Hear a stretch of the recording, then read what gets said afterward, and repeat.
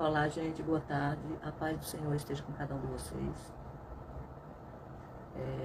Quero desejar a todos uma tarde bem abençoada, uma tarde cheia da presença de Deus, uma tarde com muita saúde no meio da tua família, com provisão, com portas abertas. Eu quero desejar uma tarde onde a presença de Deus se faz presente, aonde quer que você esteja, ou dentro da condução, ou na faculdade, ou em casa, seja aonde for, até mesmo na rua, que a presença do Senhor esteja contigo. Porque se Deus estiver conosco, não irá nos faltar nada. Como prometido, eu havia prometido para vocês que eu iria colocar as lições da EBD em ordem, em dias, estava atrasada. E eu fiz a transmissão da primeira aula, que foi falando sobre as promessas de Deus. Não somente o profeta Isaías falando, dirigindo somente ao povo de Israel, mas para toda a humanidade num todo. Essa foi a primeira lição. Na segunda nós falamos sobre as promessas de Deus para Israel, né?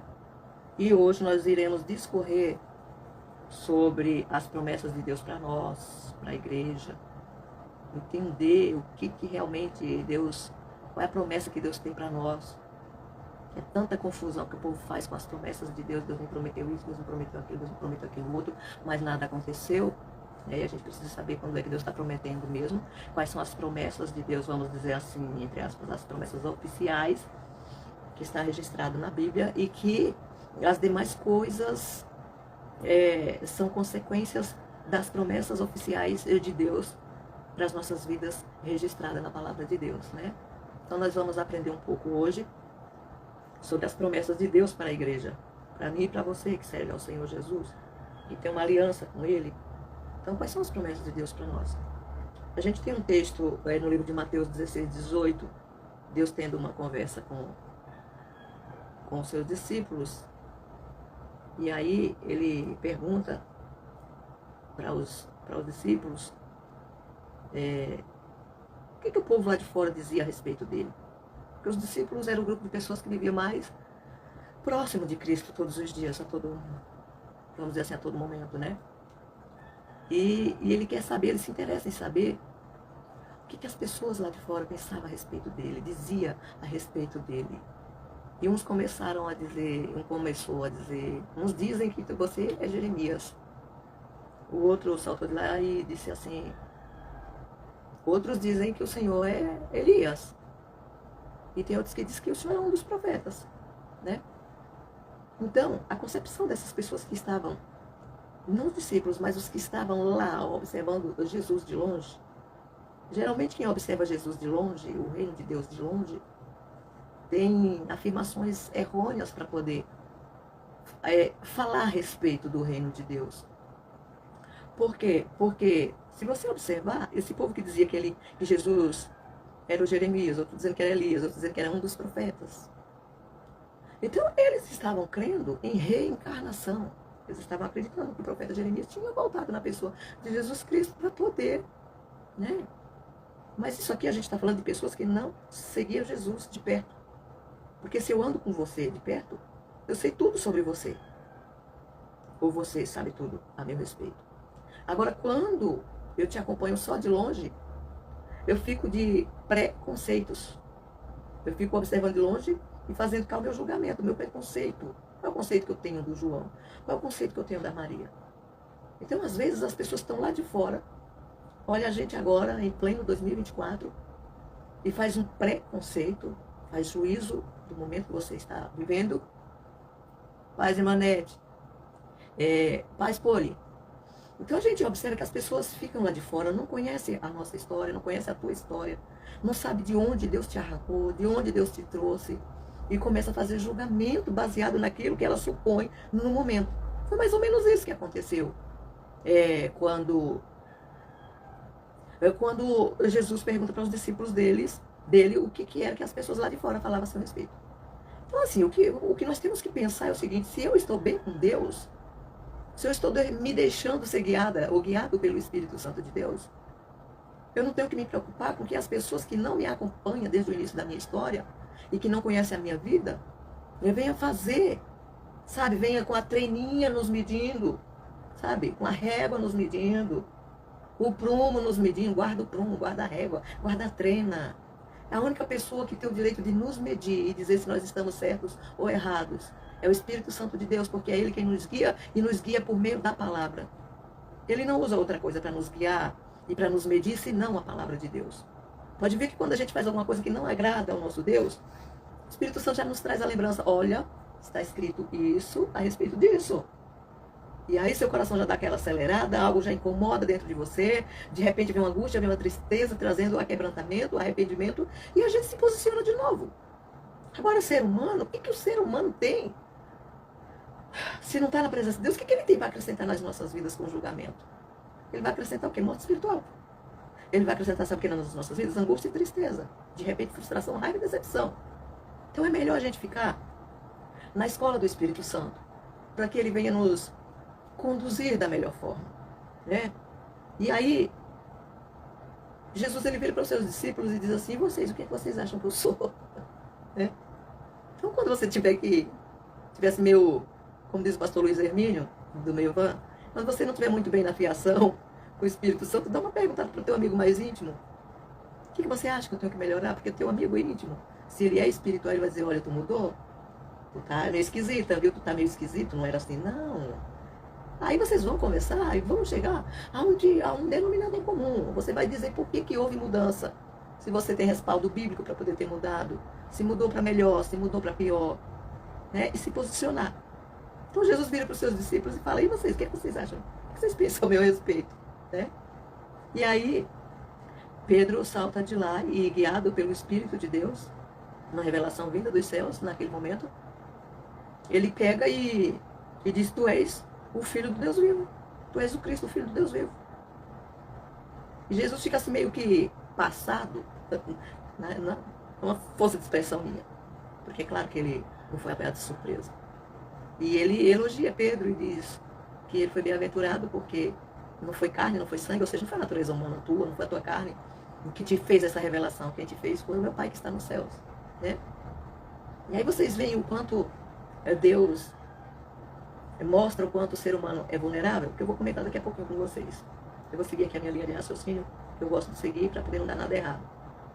E aí, quando Pedro faz essa confissão, traz essa revelação, expressa isso, aí Jesus fala: pois eu te digo que tu és Pedro, e sobre esta pedra edificarei a minha igreja.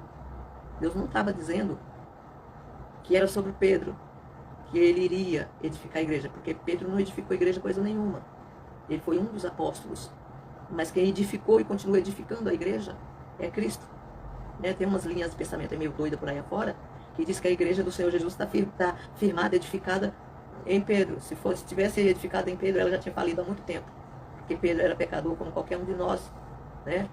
E Jesus não. Jesus foi o único homem que pisou nessa terra e que venceu a natureza carnal, a natureza humana e foi glorificado por isso. Né? Foi honrado por isso. Então a gente observa aqui que Jesus ele faz a promessa para os seus discípulos antes dos discípulos chegar lá em Atos dos Apóstolos, depois da ascensão dele. Ele faz uma promessa e diz que sobre a pessoa dele, a igreja do Senhor seria edificada e que as portas do inferno não prevaleceria contra a igreja do Senhor. Ele diz: edificarei a minha igreja e as portas do inferno não prevalecerão contra ela.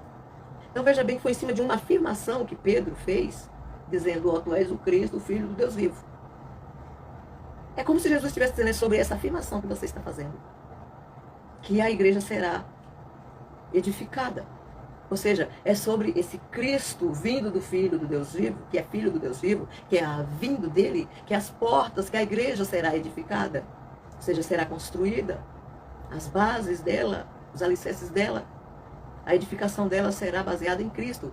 Por que baseada em Cristo? Porque Cristo, ele é o verbo encarnado naquele momento. E mesmo depois que ele morresse, a igreja continuaria sendo edificada sobre a palavra.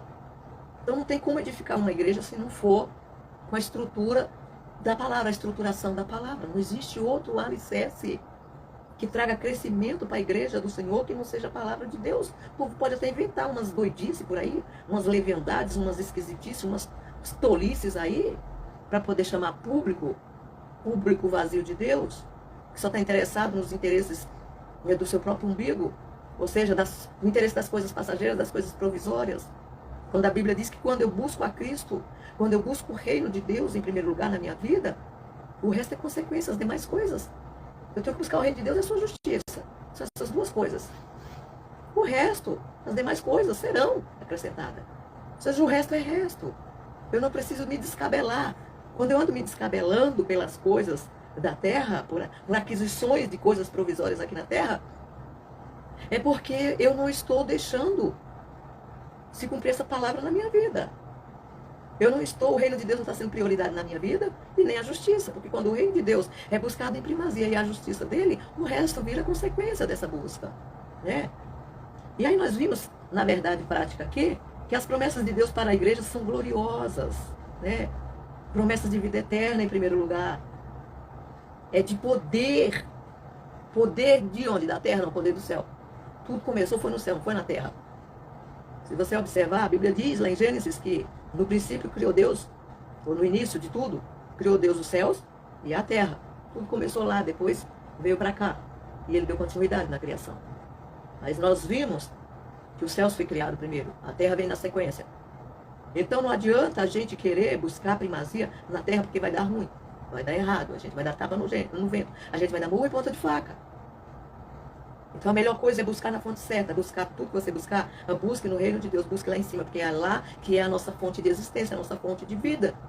Então quando a minha primazia, a primazia da minha vida está voltada para o eterno e a sua justiça, então as demais coisas ele traz, ele supre todas as nossas necessidades. Mas enquanto a gente estiver focado aqui na terra, ele vai dar um jeito de nos passar por processos até que a gente entenda que nós estamos arraigados numa fonte lá de cima, não é daqui de baixo. A terra produziu aquilo que Deus mandou produzir. Então as plantas é daqui de baixo. Os animais são daqui de baixo, né? As aves, os peixes, as baleias, enfim. Tudo que é vida do oceano é daqui de baixo. Tudo que é vida da terra é aqui de baixo. Mas a gente é lá de cima. Porque foi Ele quem nos deu a origem. Foi Ele quem nos trouxe a existência. Então, o que a gente quer procurando coisas aqui da terra? Não falo na questão de provisão e sustento, porque tem que ser aqui da terra mesmo, porque nosso corpo é terrestre, né? Então o nosso sustento, a nossa provisão é daqui de baixo. Mas quando nós vivemos o reino de Deus e a sua justiça, o sustento e a provisão aqui de baixo, Deus faz com que chegue até nós. Ele prepara a porta de emprego, ele abre porta onde não tem porta. Se precisar fechar também para poder tirar algum tropeço da nossa vida, ele também fecha e abre uma outra bem maior. O nosso Deus totalmente desenrolado, gente. Quem é enrolado é a gente. A gente aqui é desequilibrado. Nosso Deus não. Nosso Deus é o equilíbrio em forma de um ser. Então nós temos uma leitura bíblica. Aqui em Mateus 28.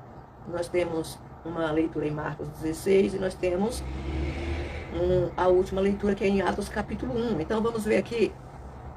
Mateus 28 diz assim: chegando-se Jesus, falou-lhes dizendo: é-me dado todo o poder no céu e na terra. Portanto, ou seja, por causa disso, eu vou dar uma ordem para vocês agora. É como se Jesus estivesse dizendo assim: todo poder foi me dado, né? Se todo poder foi me dado pelo meu Pai, então eu posso dar para quem me segue. Vamos traduzir aqui em miúdos. E aí diz assim: portanto, ide. É uma ordem, não é um pedido, é uma ordem. Ide, ensinai. Pode observar aqui, tem 3 verbos aqui, estão todos no imperativo: ir, ensinar e batizar. Então pode observar aqui, ó. Portanto, ide, ensinai todas as nações. Não é quem a gente acha que deve ser salvo, não. Salvação é para todos. Batizando-as em nome do Pai e do Filho e do Espírito Santo. Ou seja, no nome dessa Trindade, que é uma unidade composta por 3 pessoas. Então aí, depois segue dizendo: ensinando-os a guardar, ensinando-as a guardar todas as coisas que eu vos tenho mandado. Ou seja, tudo que eu transmiti a vocês nesses anos de ministério que eu estou com vocês aqui, isso Jesus dizendo para os discípulos, eu estou traduzindo em miúdos, ele vem dizendo agora para os discípulos, dizendo, é para ensinar as nações a guardar todas as coisas que eu vos tenho mandado. Ou seja, aquilo que eu ensinei para vocês, é para vocês, não é para ficar aí, ó, guardado para vocês, não. Não é para ficar guardado aí para vocês. É para vocês passar para frente, é para vocês ensinarem outras pessoas. E aí ele diz assim, e eis que estou convosco todos os dias até a consumação dos séculos. E aí depois vem Marcos 16, dizendo, nos transmitindo o seguinte, e disse-lhes, ide por todo mundo. Lá foi na visão de Mateus, ele escreveu o que ele ouviu de Jesus.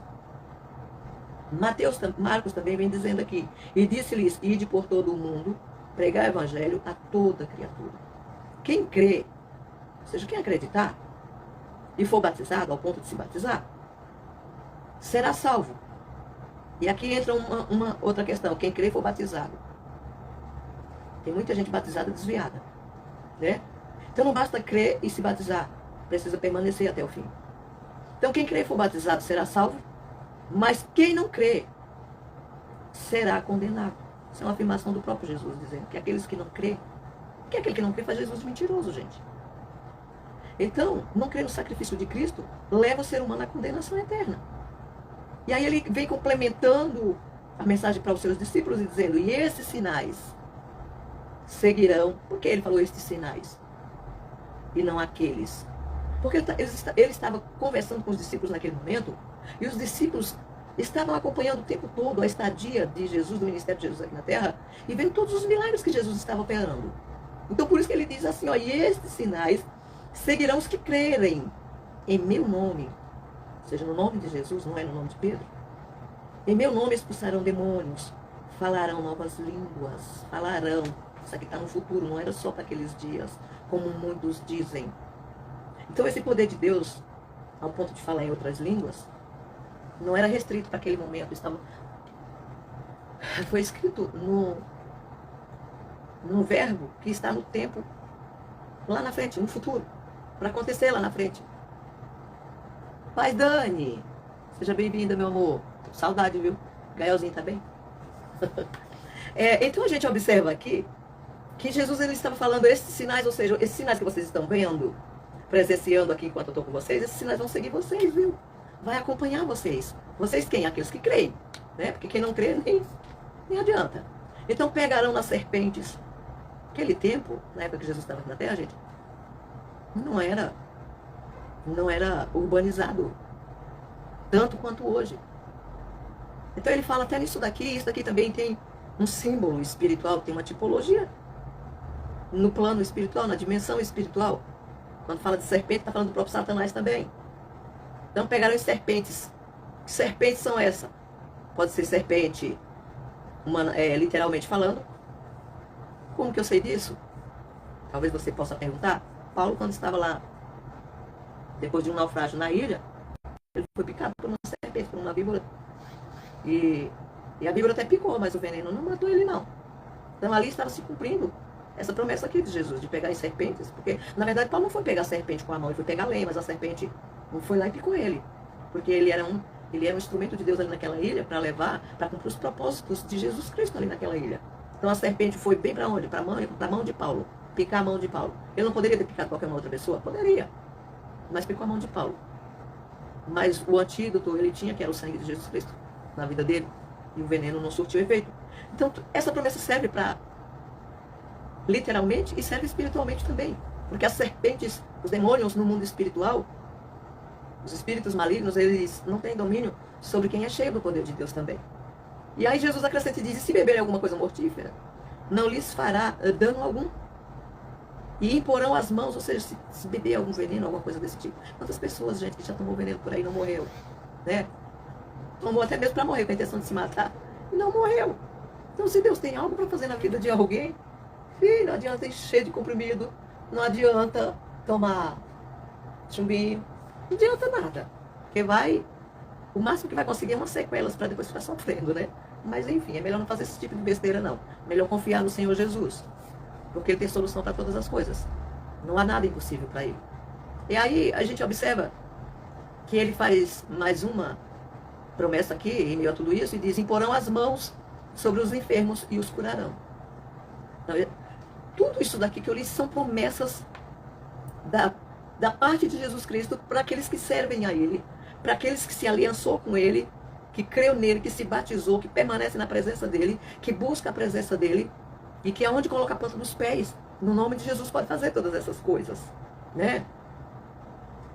E aí vem depois em Atos dos Apóstolos, capítulo 1, vem uma mensagem dizendo assim: aqueles, pois, que se havia reunido, perguntaram-lhe dizendo: Senhor, restaurarás tu neste tempo o reino a Israel? E disse-lhes: não vos pertence saber os tempos ou as estações para o Pai, que o Pai estabeleceu pelo seu próprio poder. Ou seja, não compete a vocês querer saber tudo, né? A palavra de Deus diz que aquilo que foi revelado está dentro das Escrituras Sagradas para a gente ler e compreender. E aquilo que é mistério, ou seja, aquilo que está oculto em Deus, ele revela para quem ele quer, né? E aí ele diz assim: mas recebereis, ou seja, presta atenção nisso daqui, não é para você estar preocupado com os tempos, com as estações que Deus estabeleceu, com quem vai reinar, deixar de reinar. Isso não compete a vocês, porque o reino que eu vou deixar para vocês, sobre os cuidados de vocês, é um outro tipo de reino. Não é esse que vocês estão aí, ó. Os discípulos estavam o tempo todo com Jesus, mas ainda era carnal, gente. Jesus estava dando diretrizes para o reino dele, que ele ia deixar aqui, que ele ia ascender aos céus, que ele ia deixar sob cuidado aqui, sob liderança dos seus discípulos. Os discípulos estão querendo interrogar Jesus, querendo saber se estava próximo o tempo de Deus, né? De Deus estabeleceu pelo seu poder o próprio o reino aqui, mas ele estava falando de um outro reino, que era a restauração do reino de Israel. E aí Jesus fala assim: mas recebereis virtude do Espírito Santo. Ou seja, não é nada aqui da terra não, tá, querido? Não é nada aqui da terra não, tá, querido? Eu estou falando de um outro reino, né? Mas recebereis a virtude do Espírito Santo, que há de vir, ou seja, não tinha chegado ainda, mas há de vir, né, sobre vós, e ser-me-eis testemunhas. Para que era esse poder de Deus? Era para ser testemunha tanto em Jerusalém, como na Judeia, em Samaria e até os confins da terra. Então Jesus estava tratando de um reino e os discípulos querendo saber. Paz, Beatriz, Deus te abençoe. Então a gente observa que os discípulos estão meio que assim como a gente hoje, sabe? Deus está querendo que a gente preste atenção no mundo espiritual, que ele está querendo tratar de coisas do reino dele, através da gente aqui na terra, nos dar comandos, né, ordens a respeito do reino dele, vamos dizer assim, do organizar, do continuar prosseguindo, do prosseguimento do reino dele aqui na terra. E as pessoas estão focadas em coisas terrenas, tá igualzinho os discípulos. E ele está dizendo assim: mas recebereis poder do alto, viu? É poder do Espírito Santo. Não estou querendo te dar poder. Depois que você priorizar o poder do Espírito Santo, aí eu te dou o que você precisa. Eu vou te sustentar, eu vou prover, eu vou trazer tudo que você precisa, né? Enfim, aí nós lemos essas passagens aqui. E agora nós vamos entender mais algumas coisas aqui a respeito dessas promessas. A Igreja de Cristo, ela é portadora das promessas gloriosas de Deus. Ela foi idealizada, gente. Ela foi idealizada. Eu sempre falo assim, que eu vejo Deus como um arquiteto, que ele desenha tudo, que ele idealiza tudo, ele põe no papel, no caso do engenheiro aqui da terra, né? Deus não precisa de papel. Precisa de papel é a gente. Então Deus, ele idealizou a igreja. Aí Cristo vem e edifica a igreja. E depois que Cristo ascende aos céus, aí fica o Espírito Santo guiando. Então o pai idealiza, o filho edifica, ou seja, o pai cria o projeto, o filho vem e põe em prática, e aí o Espírito Santo, ele guia. Entende isso? Falando uma linguagem bem simples, bem clara, para que não haja nenhuma dúvida, né? Desde as pessoas mais simples até aquelas mais que tem um estudo maior, para que todos possam entender. Então a gente observa aqui, que base, vocês podem perguntar, que base você tem para poder dizer que Deus idealizou? A prova está que a palavra de Deus, ela nos deixa bem clara que antes da fundação do mundo, ou seja, antes de Deus criar todas as coisas, nos diz que antes da fundação do mundo, o Cordeiro já estava preparado para vir cumprir a sua missão nessa dispensação chamada graça, dispensação da graça, ou seja, na plenitude dos tempos, que seria o tempo certo diante da ótica divina, e que o poder de Deus viria de uma forma plena, por isso que chama na plenitude dos tempos, porque no Antigo Testamento, ainda ontem eu dizia a respeito desse privilégio de que a igreja tem e que os profetas no passado não teve. As pessoas que serviram a Deus no Antigo Testamento, eles não tiveram Eles não tiveram o privilégio que a gente tem. Lá o Espírito Santo vinha sobre os profetas. E Deus falava com o seu povo. Ou seja, o Espírito Santo ele vinha de forma esporádica, em ocasiões especiais. Não era como hoje, que a gente só fica sem a presença de Deus se a gente quiser. Porque qualquer hora do dia ou da noite que você dobrar os teus joelhos dentro de um quarto, você não precisa. A Bíblia diz que onde tiver 2 ou 3 reunidos, Jesus falou, estarei no meio de vós. Mas você, abrindo a porta do teu quarto, como Jesus mandou, e entrando para dentro desse quarto, dobrando o teu joelho, e indo conversar com teu pai em secreto, seja com Deus em secreto, a presença de Deus é nítida, ela vem nas nossas vidas. Se você não experimentou isso ainda, experimente. E orar sozinho num lugar, e apresentar as tuas queixas diante do Senhor, conversar, estabelecer um relacionamento com o teu Deus, que você vai ver que a presença de Deus, o poder do Espírito Santo, é para todos que buscam. Muitos podem dizer assim, não é para todos, não. Eu falo para você, é sim. Todos que se interessarem em buscar, Deus está interessado em derramar o poder dele, sim. É plenitude, é plenitude de poder. Pode observar que isso já foi profetizado pelo profeta Joel, lá no passado, dizendo que nos últimos dias Deus derramaria do seu poder de uma maneira tão tremenda. E ele disse que seria sobre toda a carne. Não seria só sobre um punhado de gente, um pouquinho de gente, um remanescente de gente, não. Sobre toda a carne. Então, se toda a carne, todo ser humano buscar a Deus, todos vão ser cheios do Espírito Santo. Pena que nem todos buscam. Mas, enfim, vamos voltar aqui. Então, Deus ele idealizou a igreja, projetou. Jesus vem e edifica a igreja, e agora o Espírito Santo guia, conduz a igreja. Então a igreja é a comunidade dos salvos em Cristo. Salvo para quê? Para adorá-lo, para servir. Olha para quê? Quais são os propósitos de Deus para a nossa vida, por meio da pessoa de Jesus Cristo? É da gente adorá-lo, é da gente servi-lo, servir a Ele aqui.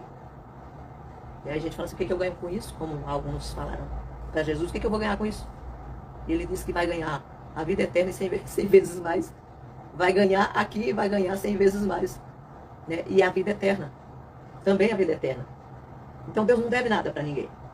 Deus não é como ser humano, que tem uns que são caloteiros, não. Deus não deve nada para ninguém. Primeiro que a gente só está de pé porque Ele nos mantém de pé. Então, o propósito de Deus ter levantado uma igreja foi para adorá-lo, foi para servi-lo e foi para ser agência propagadora do Evangelho de Jesus Cristo. Então, a Bíblia diz que nós somos embaixadores e embaixatrizes do reino de Deus. Como é que está a sua função aqui na terra, como embaixador e como embaixatriz do reino de Deus? Está tudo ok? Ou precisa de uns ajustes do céu aí para poder colocar esse negócio para andar, para funcionar? E aí, vamos estudar aqui a respeito da natureza das promessas divinas feitas à igreja. Né? Algumas nós já falamos aqui. As promessas propriamente ditas e as condições para viver. Quais são as condições? É simplesmente assim, Deus prometeu e pronto, acabou? Não, e tem que se cumprir. Não, existem condições para essas promessas se cumprir nas nossas vidas. Não é assim, eu vou ficar aqui esperando. Deus prometeu. Se Ele prometeu, então eu vou ficar aqui esperando. Não, existem condições para a gente viver as promessas de Deus. Desde a primeira aula que eu dei aqui, que eu falei para vocês que o profeta Isaías, ele vem dizendo para a gente buscar Ele enquanto se pode achar, e invocar enquanto está perto. Por quê? Porque Deus se ausenta da gente? Não, é a gente que se ausenta dele. Então, quanto mais eu ficar sem buscar e sem invocar, mais longe dele eu vou ficando. E aí eu mesmo me afasto com minhas atitudes. Deus não tem nenhum comportamento, não quer de jeito nenhum se apartar da gente. É a gente que de vez em quando dá umas pisadas na bola e vai se afastando dele com os nossos comportamentos. Mas Deus, eu já vi muitos ousados falando, onde está Deus nessa situação? Fala, meu filho, Deus está no mesmo lugar. Foi você que se afastou. É a gente que se afasta, não é Deus. Né? Então, vamos lá. O segredo é permanecer firme na presença dele, buscando a presença dele quando se pode achar. É um dos segredos. Então, nós vamos ver aqui que as promessas de sinais sobrenaturais. Gente, isso é muito lindo. Eu já vivenciei muito e ainda quero vivenciar muito isso. Sabe? De ver os sinais sobrenaturais de Deus se cumprindo aqui na terra por intermédio da minha vida, por intermédio da tua vida. Você não é uma pessoa oca aqui na terra e que é para permanecer oca, não, gente. Tem pessoas que entram na igreja vazia e saem oca. E ainda põe a culpa nos outros. Não, é porque essa igreja não tem, como dizer o pastor meu, é porque essa igreja não tem poder. Não é não, gente. O poder está em Cristo, é você que tem que buscar. Se você está morrendo aos poucos, é falta de buscar a Deus. enquanto se pode achar, de invocar enquanto ele está perto. Porque o poder está nele e naqueles que o buscam. O que as virgens disseram lá em Mateus 25, essas virgens prudentes? As virgens prudentes, o que elas tinham de diferente das insensatas? Elas tinham azeite a mais. Todas eram virgens, as 10 eram virgens. As 10 tinham azeite na lamparina. As 10 dormiram. Mas a hora que o noivo chamou, as 5 prudentes estavam atentas, estava na fiação, estava ligada, acordou e foi com o noivo. E as outras tinham azeite só nas lamparinas, não tinha de reserva. Só quem tinha reserva eram as prudentes. As prudentes. Então a gente tem que andar com a lamparina acesa e mais um pouquinho de reserva. Para quando passar por uns processos difíceis, sabe, não morrer espiritualmente. Eu passei por um processo muito difícil agora há poucos dias. Mas pela misericórdia de Deus, eu tinha reserva no Senhor. Fora que tinha um exército de gente aqui fora clamando por mim. Em nenhum momento eu clamei lá a Deus assim, Senhor, eu quero voltar, eu quero ser curada. Eu falei, Senhor, cumpre em mim a tua vontade. Se o Senhor quiser me levar, eu estou pronta para ir. Se o Senhor quiser me deixar, também estou pronta para continuar fazendo a tua obra. Né? Então a gente tem que, a gente como igreja do Senhor, a gente precisa estar nesse posicionamento. De dizer, chegar assim diante de Deus, sem máscara nenhuma, e dizer, Senhor, eu vou fazer igual o apóstolo Paulo. Eu viver para mim, né, é muito bom, mas morrer para mim é lucro. Porque eu vou estar, é muito bom estar na tua presença aqui na terra, mas melhor é estar eternamente contigo. Não corro mais o risco de pecar, não corro mais o risco de me perder, gente. Né? Enquanto que o povo está aí doido é para se perder, ao invés de se achar diante de Cristo. Mas enfim, vamos deixar isso para lá, né? É só uma reflexão. Então nós vimos aqui o Evangelho de Mateus, lá onde nós lemos, no capítulo 28, revelando o estabelecimento da grande comissão de Cristo para os seus discípulos. Nessa comissão, 3 palavras resumem a tarefa: ide, ensinar, ide, ensine e batize. Em Marcos 16, temos uma promessa de que sinais sobrenaturais ocorreria para confirmar a obra da grande comissão. Então eu só sei que Deus está aprovando o meu trabalho aqui quando eu saio para o campo e lá fora eu vejo sinais sobrenaturais me acompanhando. Né? Os sinais seguirão os que creem. Não é os que creem que tem que seguir os sinais. Como a igreja está invertendo os papéis, está invertendo esse negócio. Os sinais é para nos seguir. A gente sair na frente fazendo a obra de Deus e os sinais nos seguindo e o nome do Senhor sendo glorificado por meio das nossas vidas, da nossa instrumentalidade aqui na terra. Não é para a gente estar indo para a casa do profeta da canela de fogo, buscar a mensagem da parte de Deus, porque a mensagem da parte de Deus está dentro das Escrituras. E quando eu sou cheia do poder de Deus, quando eu busco em Deus, eu converso, é melhor eu ouvir a Deus do que eu ouvir a Deus pela boca de um profeta que vai que ele dá lugar para a carne e vem falar a profecia da carne para mim. Então é muito melhor eu ouvir a Deus do que ouvir a Deus por boca dos outros. Né? E Deus quer se comunicar com o seu povo. Não é só com o profeta lá da canela de fogo, o outro que cospe fogo, o outro que tem as canelas de fogo. Mais importante do que cuspir fogo, do que ter as canelas de fogo, é ser cheio do fogo de Deus. Né? Por isso que a professora Ana é doida. Não, eu sou autêntica. E eu gosto de falar aquilo que está dentro da palavra de Deus. Né? Então a gente observa que, dessa forma como Igreja de Cristo, ao proclamar a mensagem do arrependimento e salvação, devemos esperar que milagres em nome de Jesus aconteça como realidade de que o reino de Deus está agindo no mundo por meio de mim e por meio de você. Né? Enquanto a palavra de Deus está sendo ministrada, ela traz cura, ela traz esclarecimento, ela traz virtude, ela traz poder de Deus, porque lá em Hebreus 4,12 diz que a palavra de Deus ela é viva e ela é eficaz, ela é como espada de 2 gumes, que penetra até a divisão da alma e do espírito. Esse negócio é muito profundo. Né? Então a palavra de Deus não é gibi não, gente, que você lê hoje, esquece amanhã e não tem poder nenhum, não tem eficiência nenhuma não. O único poder que tem é de vez em quando te fazer rir, e daqui a pouco tu ri porque leu o gibi, daqui a pouco tu tá chorando. Na presença de Deus não. Né? Enfim. E quando a gente chora na presença de Deus, é por uma boa causa. É para Ele resolver as nossas causas, que é impossível para nós, e para poder sermos revestidos, aquebrantados diante do Senhor, ser participante da sua glória. Né? Então nós vimos aqui, vamos dar continuidade, num outro tópico, a promessa de revestimento de poder. Então, para poder os sinais seguir a mim, se eu creio, os sinais vão me seguir.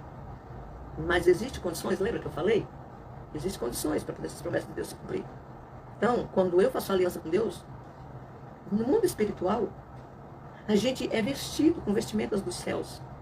Né? Pode ver que o filho pródigo, quando ele voltou lá do desvio dele, da rebeldia dele, ele voltou e a primeira coisa que o pai fez foi trocar as vestes dele.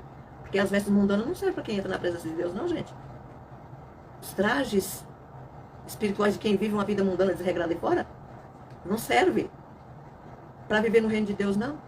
Pode ver que Adão, quando pecou, a primeira coisa que ele endoidou foi querendo fazer a roupa dele, costurou umas roupas lá de folha de árvore de figueira, né?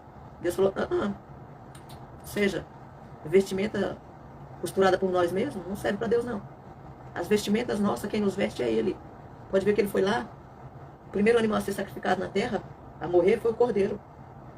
Já predizendo o Messias que viria, o cordeiro que tira o pecado do mundo. Por que diz que é o cordeiro que tira o pecado do mundo? Porque Deus usou um cordeiro lá no Éden para poder tirar a pele dele e vestir o ser humano. Então as vestimentas que aceita pelo céu é as vestimentas que vêm de lá. Não é as vestimentas que a gente inventa aqui, não, né? Mas enfim, vamos lá, né? Então, com base na promessa de Cristo, para seus discípulos, em Atos 1, nosso Senhor fez uma promessa de capacitação espiritual para a proclamação do Evangelho de Cristo. Ele disse, recebereis a virtude do Espírito. Não é a virtude aí, inventada, qualquer tipo de virtude, emoção, não, viu, gente? Virtude é poder mesmo. O Espírito Santo não traz emocionalismo, não. Ele traz poder de verdade. Então, recebereis virtude do Espírito. Está lá no versículo 8. É a promessa do batismo no Espírito Santo. A gente é batizado nas águas e é batizado no Espírito. Batismo, imersão, imergido nas águas. Ali uma simbologia, uma confissão de fé diante do público, diante do ser humano. Dizendo, eu estou morrendo aqui, nesse ato simbólico de mergulhar nas águas aqui, ser imergido nas águas. Eu estou morrendo para o mundo, mas estou renascendo para Cristo. Então, esse batismo é feito pelos pastores. Os pastores que te imergem. E isso é muito lindo, é muito maravilhoso. Mas o batismo com o Espírito Santo, no Espírito Santo, é uma imersão do próprio Jesus. É o próprio Jesus que te batiza com o Espírito Santo, com fogo. Não foi assim que João Batista falou? Que viria um após ele, que ele não era digno nem de desatar as sandálias dos pés. Que esse sim iria batizar com o Espírito Santo com fogo, né? Então é o próprio Jesus que te batiza. No momento que você é revestido de poder, no momento que você é imergido no poder do Espírito Santo, você é imergido de uma forma sobrenatural pelo eterno, que também é sobrenatural. Ou seja, por Deus, né? E aí, além do poder para proclamar, a capacitação do Espírito também nos forja como testemunhas de Cristo em nossa família, bairro, cidade, nações. Portanto, estamos diante de uma promessa de capacitação espiritual para a evangelização. Aí você diz assim, capacitação espiritual. Mas Deus ele não trabalha, não nos capacita sozinho. É um trabalho de parceria. Ele nos capacita espiritualmente, mas é eu que tenho que orar, é eu que tenho que buscar, né? Eu tenho que mostrar interesse, que eu estou interessado em ser cheio do poder de Deus, em ser cheio da presença do Espírito Santo, que eu estou interessado em fazer a obra dele, que eu tenho sede de salvação, não somente da minha, mas para ver meus irmãos que estão ao meu redor salvos também. E quando ele vê interesse, ele faz a parte dele. Agora a gente ora de ano em ano para Deus batizar com o Espírito Santo, né? De ano em ano. De congresso em congresso. Eu vou buscar o batismo com o Espírito Santo no congresso do Departamento das Mulheres. Eu vou buscar o batismo com o Espírito Santo na festa dos varões, no congresso dos varões. Deus não precisa de congresso para batizar ninguém. Porque quem festeja é você. Ele que vem com o poder. Então o poder de Deus não está restrito a congresso e a festividade. O poder de Deus está disponível a qualquer momento que você quiser. A Paz Sul, seja bem-vinda, meu amor.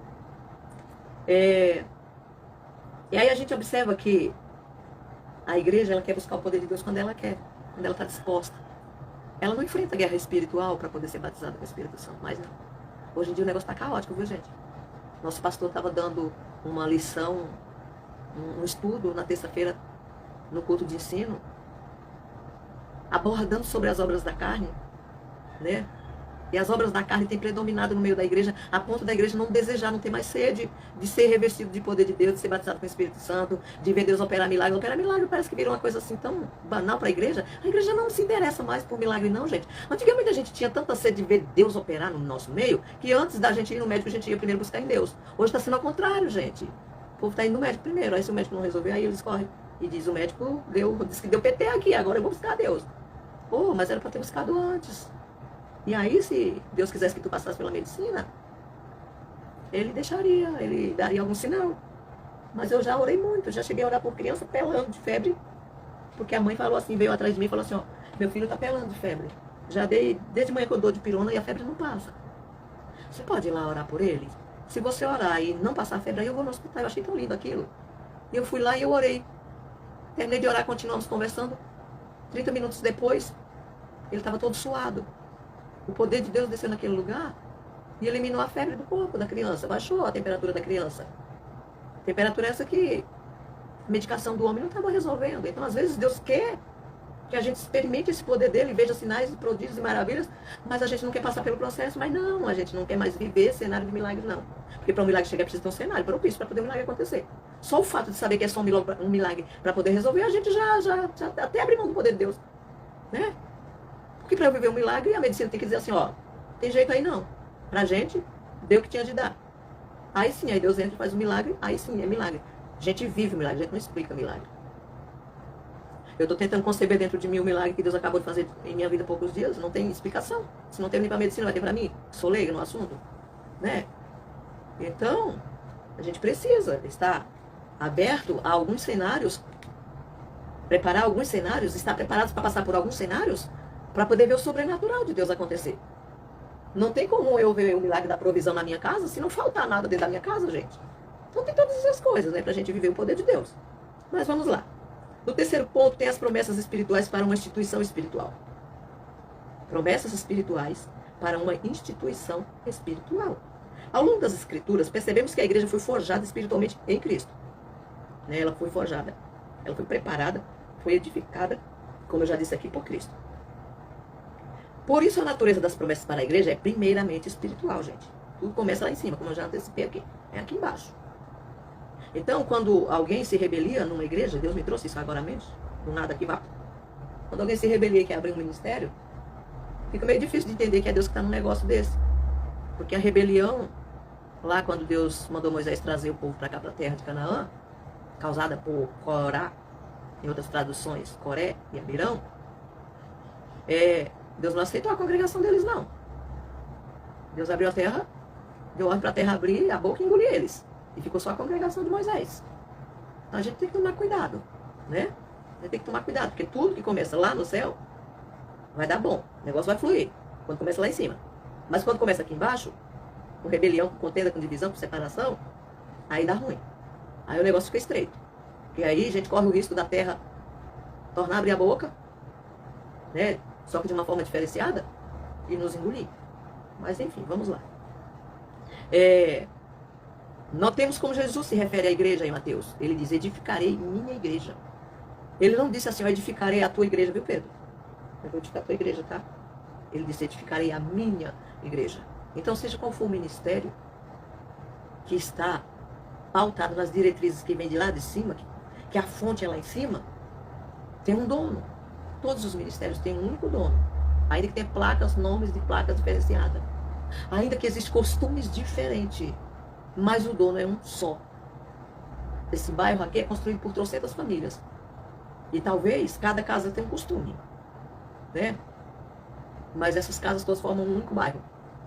Estou falando de uma forma assim, esmiuçada, para que a gente consiga entender melhor. Né? Então, temos que parar com esse negócio de achar ministério de fulano, ministério de Beltrano, ministério de daquilo lá, daquilo outro. Não é de Deus.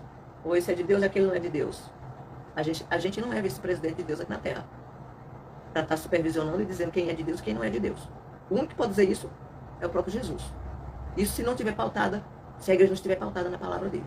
Mas se a igreja está pautada na palavra dele, enraizada na palavra dele, é dele sim. E ponto final.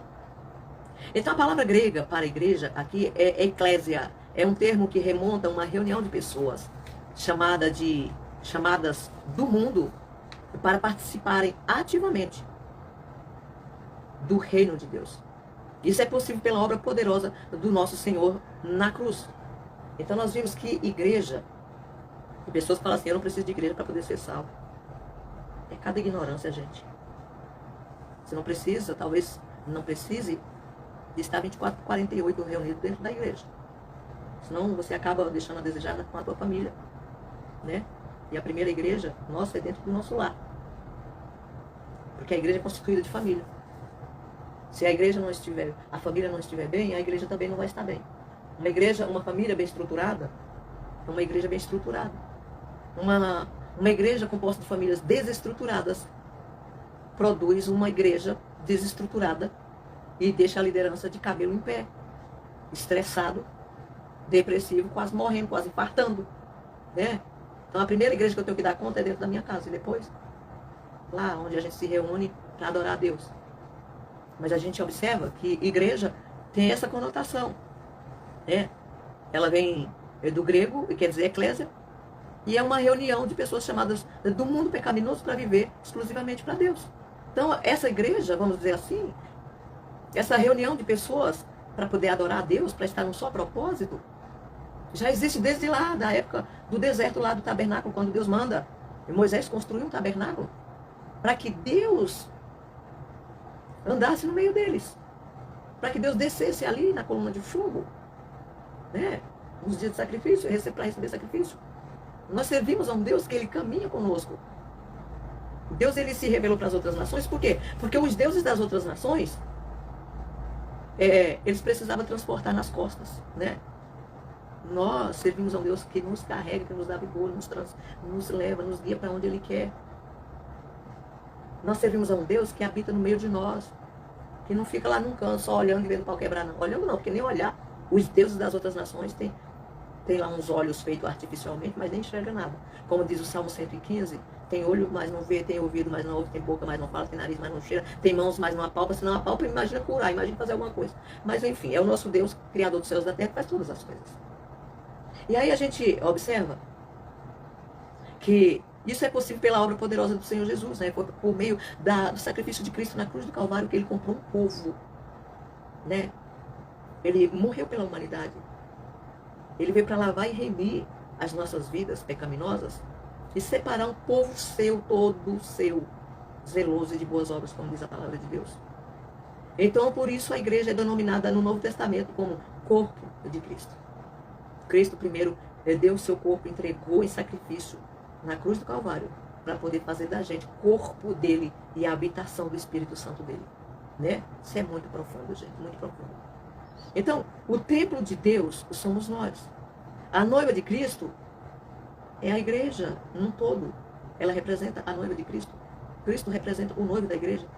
Assim, uma instituição espiritual tem promessas espirituais para serem confirmadas em seu ministério no mundo. Como é que eu digo que eu sou noiva de Cristo, mas eu tenho atitudes de mundano? Cristo não é desse mundo, gente. Cristo é de lá de cima. Cristo, Ele é eterno. Cristo, Ele é espiritual. Ele foi um dia carnal. Ele viveu como homem aqui na terra para poder nos resgatar. Então é necessário que eu viva numa visão, que eu tenha uma visão primeiramente espiritual, para que depois tudo aqui embaixo ocorra como Jesus planejou para nós.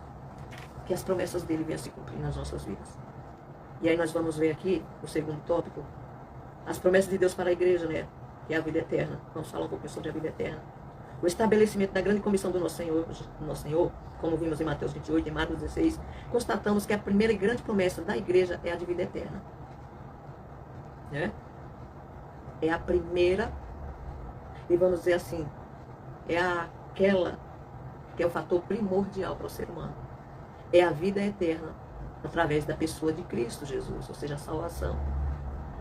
Essa promessa é para todo aquele que nele crê. Nele quem? Em Cristo. Que nele crê. Ora, aquele que nele crê é salvo pelo Senhor. E, consequentemente, torna-se membro quando você passa a crer nas promessas de Cristo. Quando você abraça, né, a mensagem da salvação. Quando você se aliança com Cristo, você se torna membro do corpo de Cristo. Né? Você passa a ser igreja do Deus vivo. Desde o primeiro dia do seu arrependimento e da sua decisão, da sua tomada de decisão de fé, de abraçar a fé, de continuar diante da presença do Senhor, crendo nas suas promessas e aguardando nas suas promessas. Então, esse é o primeiro passo nosso para poder alcançar salvação e vida eterna.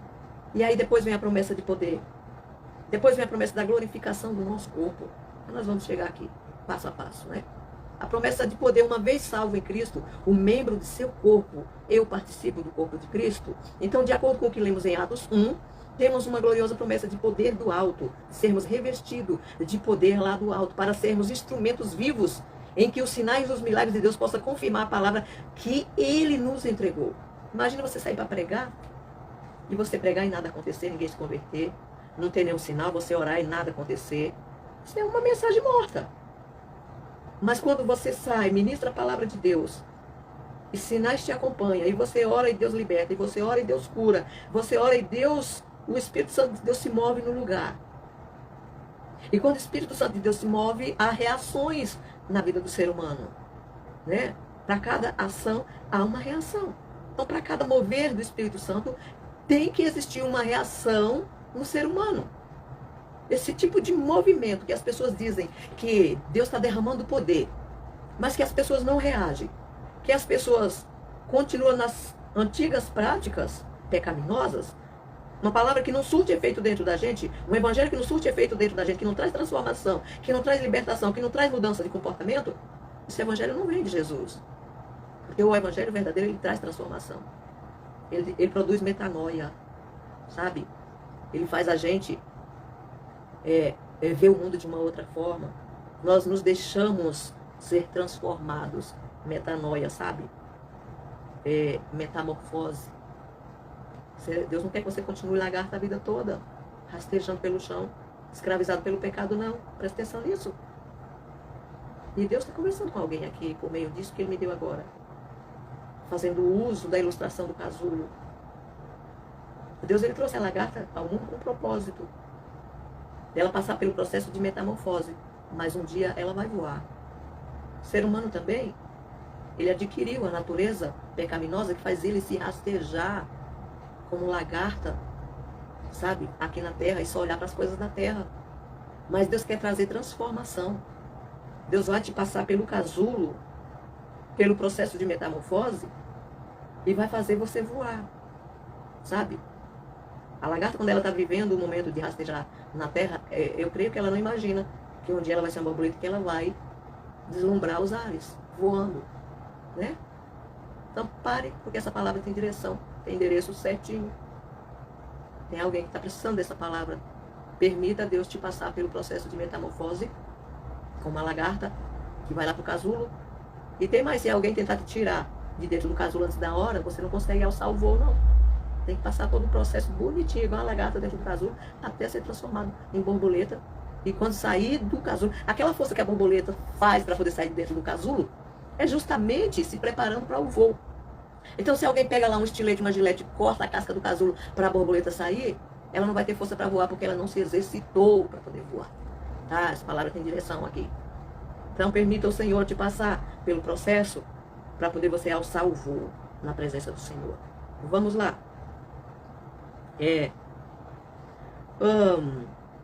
Nós vimos aqui, gente, quando eu estou no seminário, quando eu estou dando aula para meus alunos, eu falo assim, gente, onde foi que eu fiquei?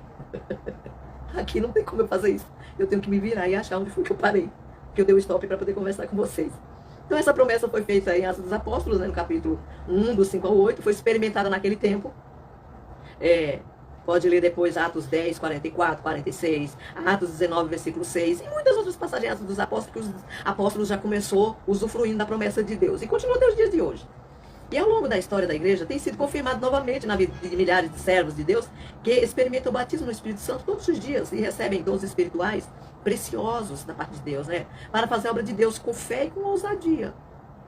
Eu saí daqui para ir fazer uma visita e não importa o que está lá me aguardando. O que me importa é com quem eu estou indo para poder fazer essa visita e Deus trazer mudança nesse ambiente que eu vou pisar, a planta dos meus pés, como igreja, né? Como aquele instrumento que é portador dos dons espirituais e da autoridade que Deus nos deu. Então o mesmo Senhor que batizou antes dos apóstolos ainda batiza até hoje. E eu sou a prova viva disso, gente, porque eu fui muito cética nessa questão. Eu precisei ver para crer. Então se você quiser ver para crer também, peça que Deus vai fazer por ver para crer. Como eu também tive que ver para crer, né? Ver acontecer comigo. Então vamos lá. A promessa da glorificação do nosso corpo. No mesmo corpo do texto bíblico em que se encontra a promessa de revestimento de poder, em Atos 1, também se encontra a promessa da vinda do Senhor, ou seja, a vinda de Jesus. Lá quando, no capítulo 1, a gente observa varões galileus, um anjo fala isso para eles. Quando Jesus está ascendendo aos céus, o povo começa a olhar para o céu e ficar observando, com certeza com pesar, porque ele estava se ausentando da terra, literalmente, né? E aí ele diz, varões galileus, por que estáis olhando para o céu? Esse É Jesus que dentre vós foi recebido em cima no céu, há de vir, assim como para o céu, vocês viram ir. Então os discípulos viram, experimentaram isso que nós não experimentamos, mas nós somos mais bem-aventurados que eles, porque nós não vimos, mas nós cremos. E pelo fato de nós não termos visto, mas crer, nós também desfrutamos dos mesmos privilégios que os discípulos e os apóstolos de Jesus Cristo viveram. Né? Discípulos enquanto estavam aprendendo, e apóstolos após a ascensão de Cristo. Então a palavra de Deus nos mostra que quando o nosso Senhor arrebatar a sua igreja, seremos semelhantes a Ele. Porque assim como Ele é, né, assim como é, o veremos. Está lá na primeira epístola, não é evangelho não, tá gente? Primeira cartinha lá de João, capítulo 3, versículo 2. Quando o nosso corpo for glorificado, o veremos, ou seja, veremos quem? Jesus. O veremos face a face, isso está registrado na Bíblia. Foi os apóstolos de Jesus que falou, não foi Luciete, não foi o meu pastor, não foi ninguém aqui nos nossos dias dessa geração. Foi os próprios apóstolos confirmando aquilo que Jesus prometeu para eles. Então o veremos face a face. E o conheceremos como também Ele nos conhece. Então, enquanto nós estamos aqui na Terra, nós temos um conhecimento limitado de Cristo, principalmente para nós, que não vimos Ele, mas que cremos e sentimos Ele, a presença dEle. Né? Mas a Bíblia diz que do mesmo jeito que Ele nos conhece, nós também iremos o conhecer. Né? E aí nós vamos para o último tópico dessa aula, que é o tópico 3, as condições para viver as promessas de Deus. Isso é muito importante para a igreja. A igreja que não conhece quais são as suas condições para viver a promessa de Deus, ela vaga sem saber de nada, ao léu. É a mesma coisa de soltar algo ribanceiro abaixo e ele sair desnorteado.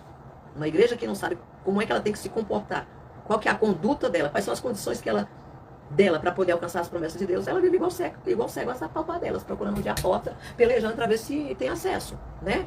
A gente precisa entender isso. Primeiro é preciso o quê? Crer. Né? Depois, ser fiel. Porque é impossível ser fiel a Cristo se a gente não crer nele. É impossível. E terceiro, é preciso obedecer a Deus. Então veja bem que, primeiro, você tem que crer. Segundo, você tem que ser fiel até o fim. Não adianta passar uns dias só de visita. A Bíblia diz que é aquele que habita, não é aquele que visita o esconderijo do Altíssimo, a sombra do Todo-Poderoso descansará. Não é aquele que visita não, viu? Fica a dica. É aquele que habita no esconderijo do Altíssimo que mora. Habitar e morar. Aquele que habita no esconderijo do Altíssimo, seja na presença de Deus, a sombra do Todo-Poderoso vai nos fazer descansar. Então primeiro precisa a gente crer, depois ser fiel a Deus o tempo todo. Ou pelo menos se esforçar. Que Ele possa olhar para a gente e dizer assim, olha, ele ainda não está totalmente fiel não, mas está se esforçando. Está lutando para poder ser fiel a mim. Está lutando contra a natureza pecaminosa dele. Está lutando contra a natureza pecaminosa dela para poder ser fiel a mim. É o mínimo que a gente tem que demonstrar para Deus, é esforço de fidelidade. Né? Crer, tem que crer mesmo. Ou crer ou não crer. Agora, ser fiel, a gente tem que se esforçar para ser fiel. E é preciso obedecer a Deus. Sem obediência a Deus não tem fidelidade e muito menos crença. Né? E se crer e não obedecer, a gente está no mesmo posicionamento de Satanás. Porque Satanás, ele crê que estremece, mas ele não obedece, não adianta nada. Por isso que ele não tem vida eterna com Deus. Né? Que vai ter a gente. Isso se permanecer na presença dele. Então, as Escrituras mostram que perseverar na fé em Deus é condições indispensáveis para viver o tempo de cumprimento de suas promessas. Perseverar, gente. Eu dizia essa semana que se a igreja do Senhor tivesse metade da perseverança que Satanás tem para perturbar a vida dos cristãos, não tinha ninguém desviado, gente. Mas vamos lá, vamos seguir aqui em frente, né? Vamos seguir aqui em frente. Então nós precisamos ter perseverança para poder permanecer na presença do Senhor, acreditando nas promessas dele, no cumprimento das promessas. A Bíblia mostra que Abraão recebeu uma promessa de que seria pai de uma grande nação, como nós já estudamos lá na primeira e na segunda lição, de que seria pai de uma grande nação. Ele creu, foi necessário crer para poder isso acontecer, gente. Ele creu em Deus, perseverou na fé. Ou seja, ele não ficava oscilando na fé. Eu creio. Será que Jesus vem mesmo? Não sei não, viu? O povo fala que Jesus vai vir desde que da época do meu né? Mas a promessa não é só para quem está vivo não, criatura. A promessa de Jesus arrebatar a sua igreja é daqueles que partiram desse mundo e que professavam uma fé nele. Então, se tu partir, se Jesus ter vindo arrebatar a igreja no coletivo, ele arrebatou no individual, que foi você partindo, eu partindo. Porque existem duas maneiras de Deus nos arrebatar. O que é arrebatamento? Arrebatar é tomar com força. Como meu filho disse ontem, o mais velho, mãe, pra gente morrer basta estar vivo. Falei, claro, tem como morrer se não estiver vivo, né? Ou seja, mas ele estava falando assim, da vida provisória que a gente tem, curta, aqui na Terra, né? Então, a vida de Jesus é no coletivo, porque isso vai acontecer, porque ele prometeu, e nenhuma das promessas de Deus até hoje ficou sem se cumprir, né, no discorrer da história da humanidade. Então ele vai cumprir o arrebatamento para os que estão vivos, mas a Bíblia diz que quando o som da trombeta aconteceu, o toque da trombeta para o grande arrebatamento, aqueles que morreram em Cristo, né? Eles vão ser ressuscitados. E nós que estamos vivos, no caso se eu estiver viva, e você, nosso corpo vai ser transformado. Esse corpo corrupto aqui, ó, que é comido pelas bactérias da sepultura, ele será transformado, porque a Bíblia diz que carne e sangue não herda lá, né? Então, nós seremos transformados num corpo glorificado. É um corpo segundo a vontade de Deus. Eu vou explicar assim melhor para você entender, né? Você vê como que o apóstolo Paulo ensina esse negócio do corpo glorificado que muita gente não entende. Ele fala a respeito da semente que é lançada na terra.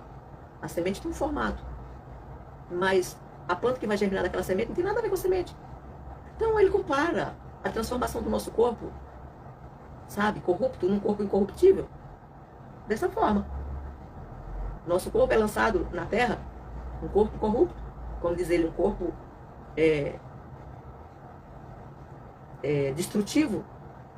Mas quando a gente for arrebatado, ao som, ao toque da trombeta, esse corpo corruptível que foi lançado como semente lá na terra, ele vai ressuscitar incorruptível, indestrutível. Um corpo indestrutível. O que é um corpo indestrutível? É um corpo imortal, é um corpo que não vai morrer mais, né? Então vamos ver aqui.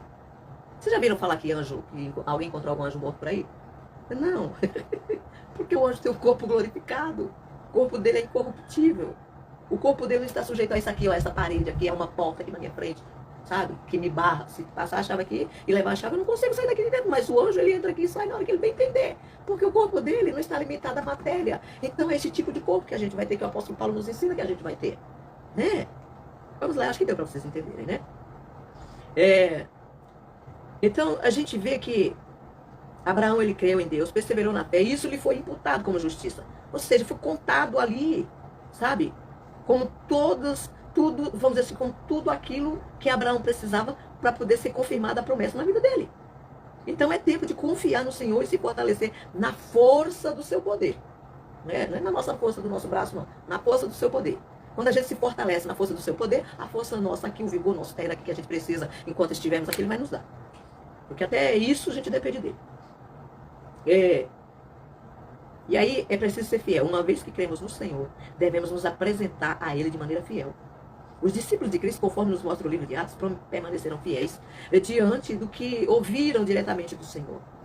Eles não duvidou daquilo que eles ouviram da parte de Jesus.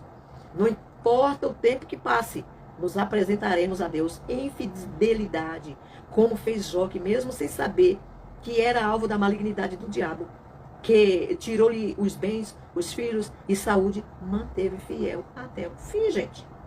Como Daniel, lançado na cova dos leões, ainda assim permaneceu fiel ao Senhor. Tornemos as palavras de Jesus. Tomemos, ou seja, concebe aí dentro de você essa palavra. Ser fiel até a morte. E dar-te-ei a coroa da vida. Isso aqui quem disse foi Jesus. Por meio do apóstolo João, lá na ilha de Patmos, em Apocalipse, capítulo 2, versículo 10. Né? Então nós precisamos ser fiel. Eu sempre falo que viver com Deus é como um casamento, gente. É como um casamento. É na alegria, na tristeza, é na dor. É na abundância, é na escassez. A aliança é isso. A aliança com Deus é isso. A aliança no casamento. Por isso que a igreja de Cristo é comparada ao casamento. Sabe? É comparada ao casamento. O próprio apóstolo Paulo fala que há um grande mistério, muito grande. Há um mistério muito grande entre Cristo e a igreja e o casamento. Mas eu não vou poder falar sobre isso agora, não. Porque nós estamos aqui aprendendo sobre as promessas de Cristo, né? Então vamos lá para o ponto 3, que é preciso obedecer a Deus. Então depois de crer, depois de perseverar, de ser fiel, nós precisamos obedecer a Deus. Obedecer à condição para que Deus cumpra suas promessas na vida de alguém ou de um povo, bem como da sua igreja. A ordem era clara para os discípulos. Ficai. É uma ordem. Não era assim, ó, meus discípulozinhos, meus amadinhos, sabe? Vai lá para Jerusalém, né? Vai lá. Ficai lá em Jerusalém, né? Até que do alto você seja revestido. Não, não foi assim, não. Foi uma ordem. Ficai. É para ficar. Ficai em Jerusalém. Ou seja, fica na igreja. Fica no meio da congregação. Continua no teu canto, né? Até que do alto seja revestido de poder. Essa foi a mensagem de Jesus Cristo para os discípulos. Antes dele ascender aos céus. Vai para Jerusalém. Fica lá. Até que do alto. Ele não disse, ó, daqui 10 dias eu vou mandar o Espírito Santo tacar fogo lá em vocês, lá derramar fogo do céu lá e batizar vocês com o Espírito Santo, não. Ele disse, ficai lá. Porque é bem capaz que se Jesus falar assim, ó, vai para Jerusalém porque daqui 10 dias eu vou batizar vocês com o Espírito Santo. E eu ter crente lá, discípulo que ia chegar lá faltando 45 minutos para, como diz o povo, no último segundo do segundo tempo, gente. O ser humano, ele é terrível. Tem pessoas que o pastor marca o culto e quando está num propósito de oração antes de começar o culto, a maioria dos crentes chega faltando 10 minutos. Se o pastor falar assim, ó, nós vamos tirar durante um mês. O culto começa às 6h30, mas nós vamos chegar às 6 horas para orar meia hora. Paz em vocês. Vai ter gente chegando faltando 10 para 7 para orar só 10 minutos. Você não vai doer o joelho. Né? Não gosta de falar com Deus. Orar é falar com Deus. E eu não sei como é que se mantém um relacionamento íntimo com alguém se você não conversa com ela. Com esse ser. Aí fica difícil, né? Enfim, mas vamos lá. Há tanto valor para Deus na obediência que a Bíblia diz que é melhor. É muito melhor obedecer do que sacrificar, oferecer sacrifício. Isso, quem disse, está escrito lá no primeiro livro de Samuel, o próprio, creio que tenha sido o próprio Samuel que escreveu, capítulo 15, versículo 22. Assim é tempo de estar na presença de Deus em santa obediência. Tem pessoas que gostam de estar na presença de Deus só para fazer sacrifício de tolo. Sacrifício sem obediência, sacrifício de tolo, gente. A gente precisa obedecer para poder Deus receber aquilo que a gente faz, né? E aí nós vamos concluir aqui. A conclusão nos diz o seguinte: as promessas de Deus para a igreja do nosso Senhor e Salvador Jesus Cristo são de grande valor espiritual, né? Então valorize isso, porque nossa passagem aqui é provisória. Eternidade é com Ele ou sem Ele. É um caso de se pensar. Como igreja estamos integrados como membros desse corpo espiritual. Por meio de Cristo, as promessas do Senhor são grandiosas para todos os que fazem parte da igreja. Nele viveremos as promessas da vida eterna, de poder e de glorificação final do nosso corpo. Então essas são as promessas infalíveis da parte de Deus, né? Tudo que Ele promete é infalível porque Ele não falha, Ele não volta atrás. Mas biblicamente a promessa é de vida eterna, é de revestimento de poder e glorificação final do nosso corpo para a gente ter encontro com Ele. O restante, gente, é consequência da nossa vida na presença dEle. É consequência do nosso relacionamento com Ele, né? Então os planos de Deus para a sua igreja são infalíveis. Guarda isso no seu coração. Fica essa palavra para a nossa meditação. E domingo a gente vai ter aula presencial, tá? Se as outras pessoas que não participam da aula e que não frequentam onde eu estou dando aula presencial desejar que eu continue com as aulas aqui, escreve aí, ó, eu desejo continuar assistindo as aulas da EBD depois da presencial, tá? Porque eu não vou dar aula antes da presencial, porque senão, já viu, né, gente? Não preciso nem dizer. Mas, enfim, um beijo no coração de vocês, fiquem com Deus, que Deus guarde você, sua família, toda a sua descendência, de perto e de longe. Se não estiver longe, está de perto. Se estiver perto, estiver longe, está de perto e está de longe. Que o Senhor vai ao encontro de cada uma das necessidades de vocês e dos familiares de vocês, tá bom? Que Deus abençoe em nome de Jesus. E eu já estou saindo aqui, mas vai ficar gravado que vocês assistam essa aula para poder acrescentar. Eu creio que vai trazer acréscimo no aprendizado, né, da palavra de Deus na vida de vocês. Se tiver alguma dúvida, deixe as perguntas aqui e a gente vai respondendo, conforme você for deixando aqui nos comentários, tá bom? Que Deus abençoe. A paz, irmão Libarino. Que Deus te abençoe. Eu já estou saindo, mas fique na paz. Deus abençoe sua família.